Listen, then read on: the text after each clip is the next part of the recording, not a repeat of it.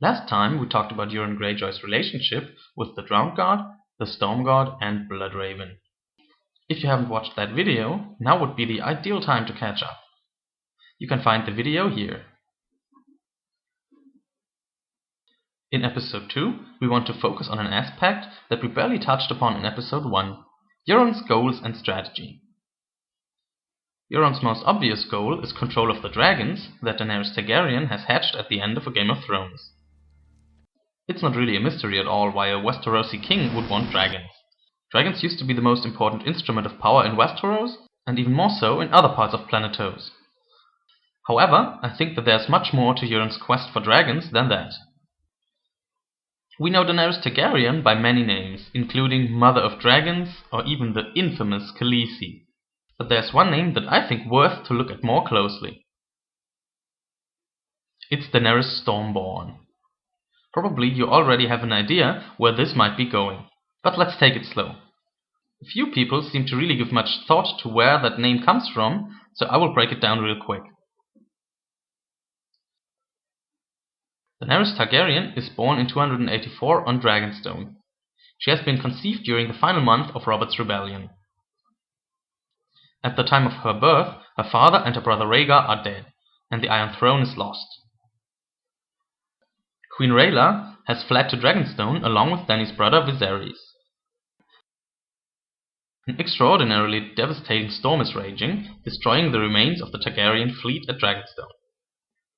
Interestingly, one more storm is coming for Dragonstone. House Baratheon, descendants of the Storm Kings of old, is preparing to take Dragonstone. The circumstances of Daenerys' birth have been interpreted in the context of the Azor Ahai reborn prophecy.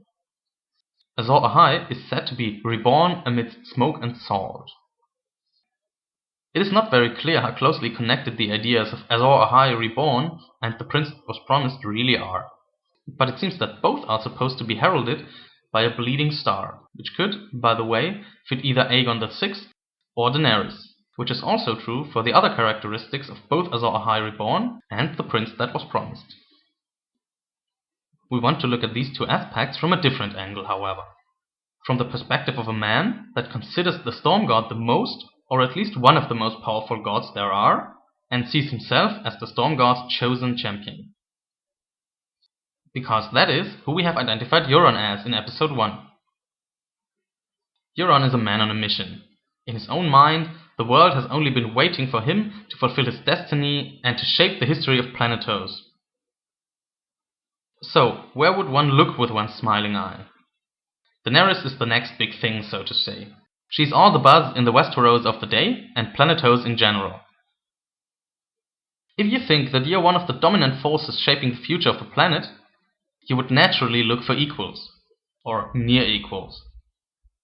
From Euron's self-important perspective, Dany is that near equal he has been searching for. And not only that, she also brings that connection to the Storm God to the table, at least from his perspective. She is Daenerys Stormborn. She has dragons, and her metaphorically giving birth to her dragons was heralded by a bleeding star, a comet.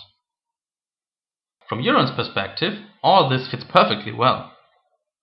The Storm God is god of the sky. He is the sky part in a dichotomy of sea and sky, in which land only plays a subordinate role, as spots of dirt encompassed by the sea proper. Land is only important as coast. A comet is therefore, from Euron's perspective, a message from the Storm God. Likewise, for Euron, Dany's dragons are creatures of the Storm God, as we have pointed out. They roam the sky, and they are equivalent to Naga and the other sea dragons. The bottom line here is, Euron doesn't want Dany simply because she happens to have dragons, and he wants to have them himself, because they are the most powerful instrument of power to be had. That would be very pragmatic. Euron doesn't strike me as a very pragmatic kind of guy. This doesn't mean, however, that Euron plans to be the finest of gentlemen about it. He will not actually steal her dragons. He will want her as much as he wants her dragons. He will try to dominate her, because that's his thing. At this point, we must talk about Daario Naharis. Because so many people seem to think Euron actually is Daario Naharis, and try to make the timeline for this theory work somehow, despite the length and frequency of the journeys required. For me, the most striking argument for Dario being Euron is his mercenary company, the Stormcrows. Seriously. Stormcrows.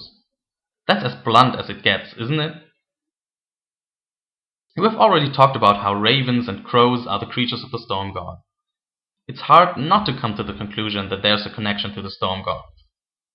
The real question, however, is the nature of that connection.